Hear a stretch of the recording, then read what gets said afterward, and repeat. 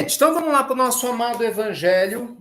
Hoje nós vamos estudar com muita alegria aqui para o nosso coração a pergunta 573. Nós vamos falar da sua missão na Terra. Ih, chegou o dia.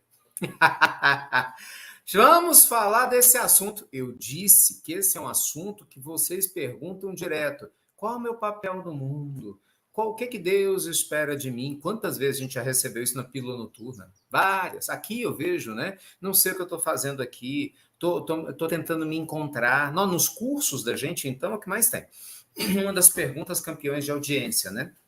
Cada um entender o seu papel nesse planeta. Então, hoje nós vamos pedir ajuda ao Espírito de Verdade, em O Livro dos Espíritos, para nos ajudar a entender, né? Para nos auxiliar a compreender melhor as necessidades que nós temos, qual é o nosso papel aqui na Terra e o risco, presta atenção nisso, o risco que a gente corre quando a gente não entende o propósito de Deus e da vida humana, né, de estarmos aqui e a gente falha. E nós vamos entender o que é falhar.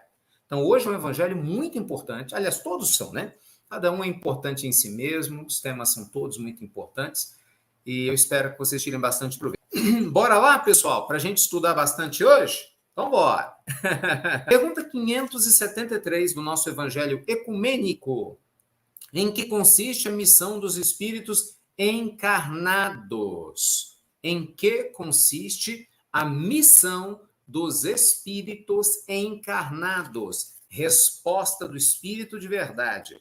Em instruir os homens, em ajudá-los a progredir, em melhorar as suas instituições por meios de direitos imateriais. Mas as missões são mais ou menos gerais e importantes. Né? Aquele que cultiva a terra desempenha uma missão, do mesmo modo que aquele que governa ou que instrui.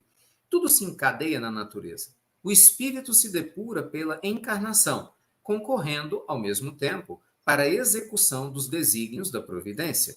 Cada um tem sua missão nesse mundo, porque todos podem ser úteis em alguma coisa. Eita, meu Deus! Vou até antecipar aqui, ó. Vou até antecipar a chave. Abra a cabeça, abra o coração, ó criatura, e abra o ouvido aí também, ó. Limpa o ouvido. Vou ler de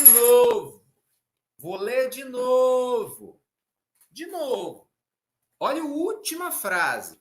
Se isso já não é uma resposta para você de muita coisa. Ó, cada um tem sua missão nesse mundo, porque todos podem ser úteis em alguma coisa. Ou seja, distraída, para de preguiça. Para de se sentir vítima, porque você pode estar na posição que for. Você pode estar morrendo no hospital, passando fome. Você pode não ter ninguém do teu lado, mas você tem uma missão linda para cumprir. Entendeu? Não tem ninguém nesse mundo que está abandonado de Deus. Não tem ninguém, amigos queridos, nesse planeta que o Senhor da vida esqueceu. Cada um de nós está no lugar que a gente precisa estar. Assim, eu fico brincando, né, com vocês, mas Deus é testemunha, sempre um respeito gigante, né? Eu brinco, aba a cabeça, aba o ouvido aí, porque eu sei que não é fácil a gente descobrir isso, entender. Eu sei que não é simples. É muito fácil ler o Livro dos Espíritos ou alguém falar para você assim, você é importante no mundo, não é? Não, você tem um papel importante. Gente, quando nós não estamos bem com a nossa autoestima, a gente ouve, entra aqui, sai aqui. Estou mentindo? Fica à vontade, pode falar o que você pensa. Eu estou mentindo? Quando a gente não está legal com a gente mesmo, por mais que as pessoas, até os bons amigos espirituais, tentem mostrar que somos especiais, a gente não se sente assim. A gente sente que a nossa vida está jogada, a gente se sente, às vezes, o pior das pessoas. Tem gente que se sente assim. Às vezes você cometeu um erro qualquer, seja lá qual for, e aí você acha que você não pode mudar de vida, entendeu? Que esse erro vai te definir. Gente, não tem nada a ver. Absolutamente nada a ver. Olha, deixa eu lhe falar uma coisa. Me permitam tocar na ferida, mas com respeito e carinho. Muitas pessoas cometeram abortos, é um crime espiritual, mas se tornaram grandes mães, ou se não puderam ser mães nessa existência, quando tomaram consciência, foram conscientizar outras mães, outras mulheres para não fazer a mesma coisa, ou foram ajudar crianças. Você está entendendo? Muita gente cometeu crime nessa existência, algum tipo de crime, né? A lei penal, de alguma forma, lesou, às vezes até maltratou, matou, mas nessa existência ainda tem muita gente que desperta, seja na cadeia, seja em outros lugares, e recomeça a vida. Entende? Muitas pessoas seguem uma vida assim, do amor que Deus tem a você. Não duvide da sua capacidade de amar e de servir. Eu sei que às vezes na vida tudo fica um pouquinho mais difícil, né? De verdade, eu sei que não é simples, compreendo perfeitamente que não é fácil. Mas é importante que a gente acorde, porque às vezes, meus amigos, sem perceber, a gente entra na posição de vítima. Sem perceber. Porque, veja bem, vamos lá. Como família, bora falar abertamente, né? O que acontece? O que é a posição de vítima? A posição de vítima é quando você acha que a vida está acontecendo a você ou contra você. Então, você, quando está na posição de vítima, a gente tem a sensação de que a gente não pode fazer nada para mudar. Né? Você tem a sensação de que o mundo está contra você. E isso mata a autoestima, não é? Isso mata esse processo nosso, o que é muito triste. Consequentemente, é muito importante que a gente aprenda a despertar espiritualmente. Como é que a gente desperta espiritualmente? A gente desperta espiritualmente quando a gente vence a posição de vítima. Quando você olha para Deus, olha para os amigos espirituais, olha para si mesmo e fala assim: olha, Senhor, eu estou sem ânimo, eu estou sem energia hoje. Senhor, minha vontade às vezes é chutar o pau da barraca, né? Como a gente diz, né? Eu não estou dando conta desse trem aqui na Terra, mas eu sei que a tua luz através de mim é maior. Me dê forças, me oriente, me intua a seguir. E eu vou lhe falar mais, gente. Às vezes, para fazer o bem, a gente não precisa de muita coisa. Deixa eu contar uma história linda para vocês. O Chico, antes de trabalhar no Ministério da Agricultura, que ele entrou em 1933, o Chico ele trabalhou no armazém, lá em Pedro Leopoldo. Né? Ele era novinho, menino ainda. E ele trabalhou com o senhor José Felizardo, me falha a memória, sobrinho, o nome dele. Era o nome do chefe do Chico, que era conhecido como seu Juca. O seu José Felizardo, durante um bom tempo, né, empregou o Chico, era um armazém bem pequenininho, e o Chico era o único funcionário que ele tinha. O que aconteceu? Parece que ele teve um AVC, ele teve um problema de saúde muito grave. Infelizmente, né, não deu mais conta de acompanhar o armazém. Com o passar dos tempos, né, não foi possível pagar o salário do Chico e rapidamente o armazém se fechou. E esse senhor, né, começou a passar por muitas dificuldades. O tempo passou. O Chico conseguiu um trabalho, né, lá no Ministério da Agricultura, que ele trabalharia aí até a aposentadoria, né, se aposentou como funcionário público, mas ele nunca deixou de recordar todas aquelas pessoas que tinham ajudado ele. E ele gostava muito do seu Juca, que inclusive era o seu padrinho também, ainda tinha esse detalhe. Um dia o Chico estava andando, né, em Pedro Leopoldo, quando ele encontra com um amigo na rua e fala assim: você sabe quem morreu? E o Chico, quem? O seu Juca. Aí ele, o seu Juca? É, o seu Juca. Então, assim, o Chico respira fundo, né? Enxuga lágrima. Veja só como é que são as coisas. E aí o amigo fala assim, ele não tinha mais nada. Então ele vai ser enterrado como indigente. A prefeitura já está providenciando o rabecão, vai colocar o corpo dele num caixão baratinho e já vai enterrar como indigente. O Chico, por favor, corre lá e pede para eles esperarem, que eu vou dar um jeito aqui pedindo a Jesus, para ver se a gente consegue comprar um caixão para ele, nem que seja baratinho, né? Olha a cabeça do Chico. Gente, o Chico não tinha dinheiro nenhum. Então prestem atenção, todos aqueles que não têm dinheiro aqui e que às vezes ficam falando que não podem ajudar ninguém. O Chico não tinha dinheiro nenhum. Veja, ele não tinha dinheiro para ajudar o amigo. Sabe o que ele fez? Humildemente, ele fez uma prece a Jesus. Falou: ô Jesus, o seu Juca, ele me ajudou tanto. E eu queria, nesse momento, contar contigo para me ajudar a diminuir o meu débito com ele. E me auxilie a conseguir doações para poder comprar um caixão para ele ter um enterro digno que ele merece. Desse jeito, gente. Chico pegou o chapéu dele. Veja só como é que são as coisas. Começou a bater na porta como um simples mendigo, esmolando para juntar um dinheirinho para comprar o caixão para o seu Juca. E graças a Deus, as pessoas que foram atendendo o Chico entenderam a situação e deram dinheiro. E o Chico teve a condição de ir lá, né, e oferecer para poder comprar o caixão do seu Juca. Você está entendendo? Então, assim, o que nós vamos falar perante uma situação dessa? Quer ver um outro exemplo? Eu já contei o caso dele aqui. E olha, eu estou contando os casos e dou a referência para você estudar e ler. Esse caso está narrado em Lindos Casos de Chico Xavier, do Romeu Gama, né? Na obra monumental Chico Xavier, que é a maior biografia escrita pelo Chico, pelo Carlos Bacelli. A narrativa em vários lugares. Tem uma outra narrativa linda de um mendigo que vivia em Vilna, numa cidade na Lituânia, antiga República Soviética, né? E, muito embora essa história tenha acontecido há séculos atrás, havia um mendigo na cidade de Vilna. Essa história está narrada no livro O Céu e o Inferno, lindíssimo livro, maravilhoso livro de Allan Kardec, o quarto do Pentateuco kardeciano, que, aliás, ano passado eu estudei com vocês aqui durante quase um mês, O Céu e o Inferno. Né? Quem está comigo estudou muitas histórias de recém-desencarnados, e eu contei essa história do Cismel Slisgo, o nome dele era esse, Cismel Slisgo. O senhor Cismel Slisgo tinha sido um homem muito rico, uma espécie de rei na época dele, né? Parece que na Idade Média e tal, senhor feudal, uma coisa assim. Ele desencarnou e tinha feito muito mau uso da fortuna, muito mau uso de muitas coisas. Então ele pede para reencarnar, para poder se alinhar com a própria consciência, e ele reencarna numa condição de miséria absoluta. Ele mendigava em Vilna. Mas veja como é que são as coisas. Ele mendigava para ajudar outros mendigos. Não era para ele, não. Ele mendigava para doar o dinheiro. Ele morava na rua. Ele ajudou um monte de gente na cidadezinha lá de Vilna. Um monte de gente.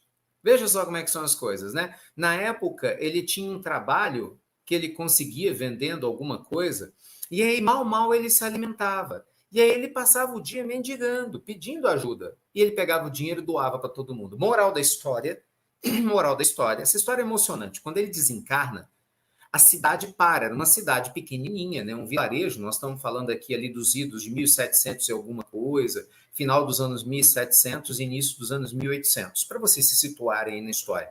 A cidade para acompanhar o funeral do mendigo que ajudava os pobres. E aí ele, desencarnado, já no mundo espiritual, ele conta a Allan Kardec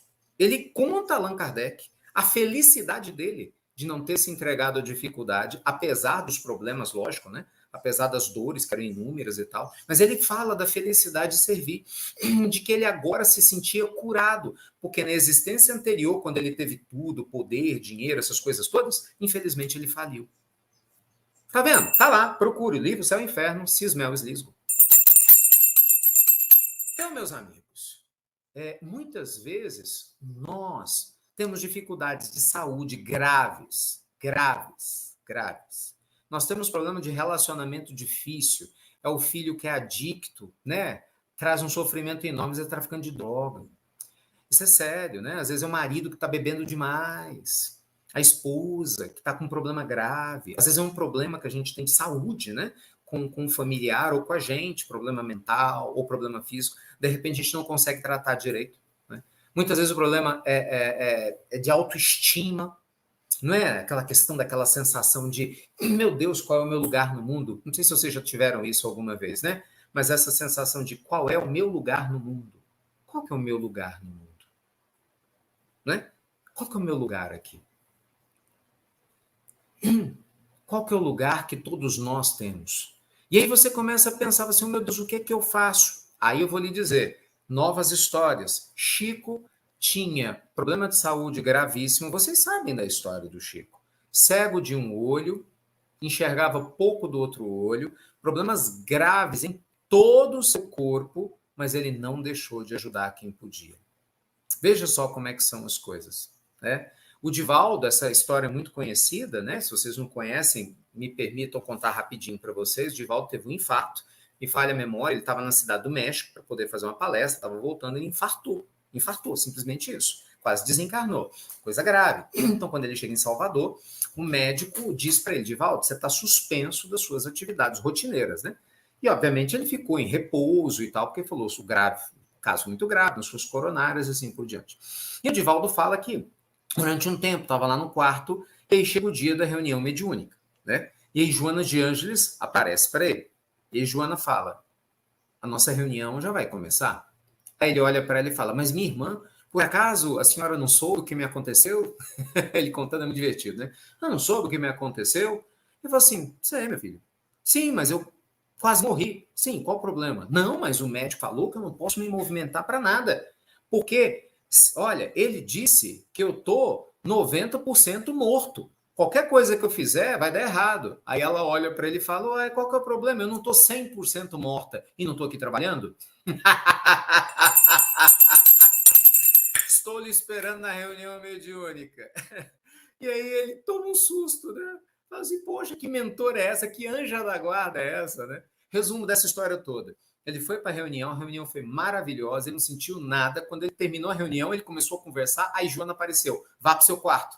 Aí ele não entendeu, né? Vá para o seu quarto. Mas por quê? Porque você já trabalhou para não saírem por aí dizendo que você não está cumprindo as ordens médicas. Ah, é muito lindo. E sempre para contextualizar. Eu conto essa história contextualizando. Gente, cada caso é um caso. Óbvio, Divaldo é Divaldo. Né? A relação dele com os espíritos é diferente da sua, do que a minha.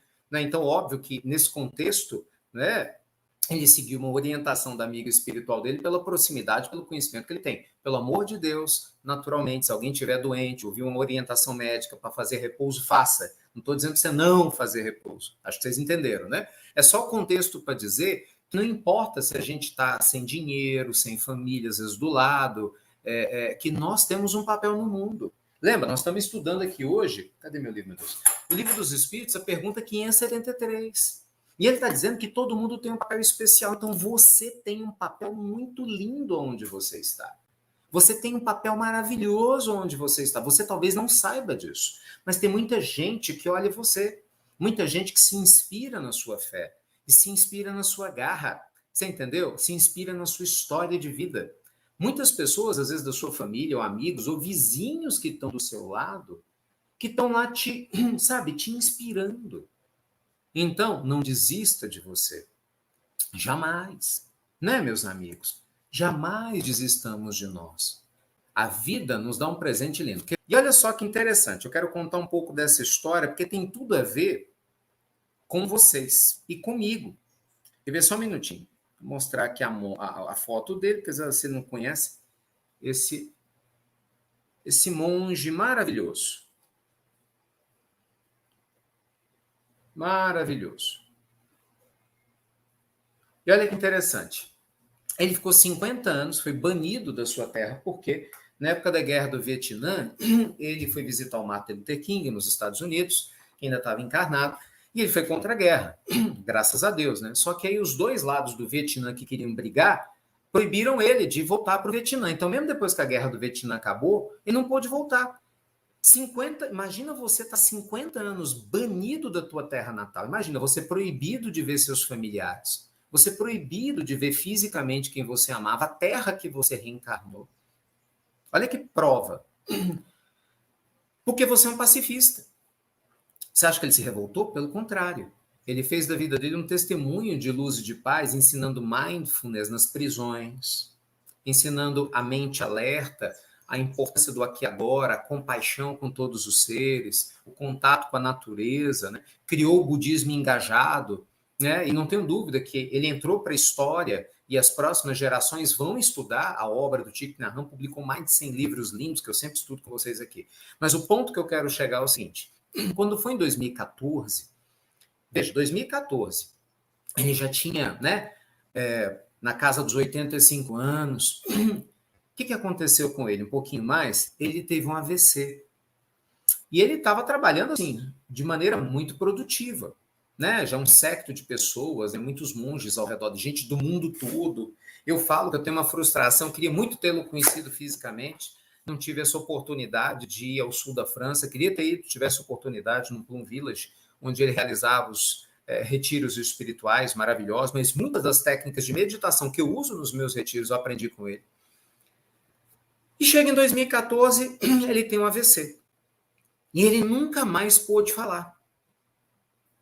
Então, veja só, 2014, veja, eu estou falando de um espírito de luz, inquestionavelmente, que deixou um rastro de luz maravilhoso, mas mesmo ele passou por um AVC.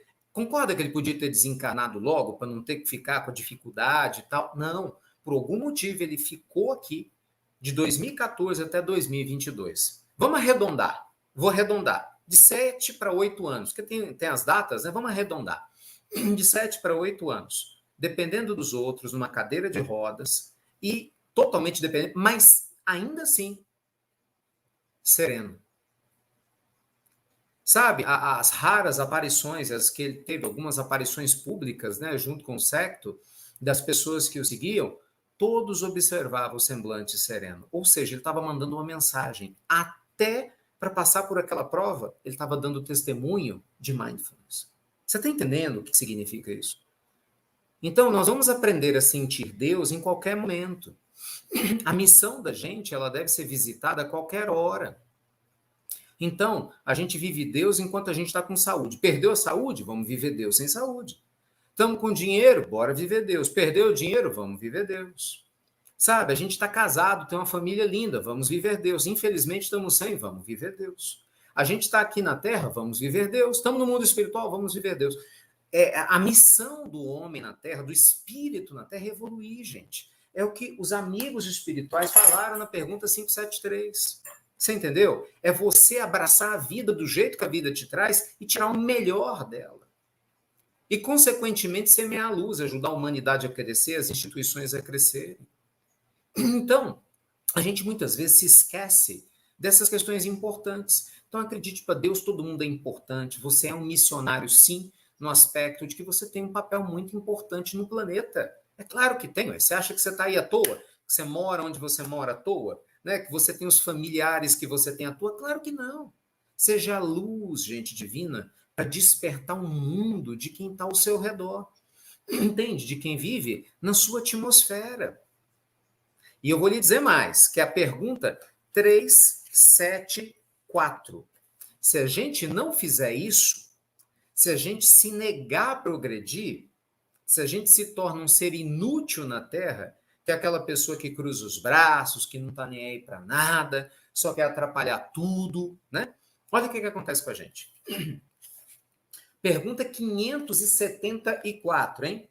Qual pode ser na Terra a missão de pessoas inúteis, voluntariamente inúteis? Há pessoas que realmente só vivem para si mesmas e que não sabem se tornar úteis para coisa alguma. São pobres seres que devemos lamentar, porque expiarão cruelmente sua inutilidade voluntária.